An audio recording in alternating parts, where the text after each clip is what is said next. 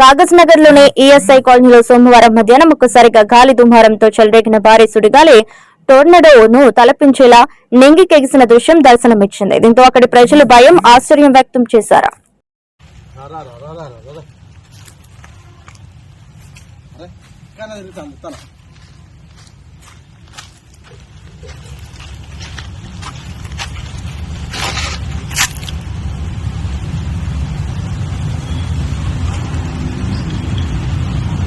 ఉన్నది అలా ఉన్నది.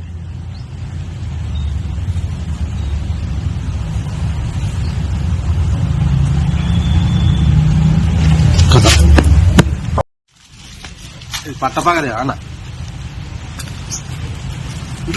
అవును పైకి ఎంత పైకి పోతాను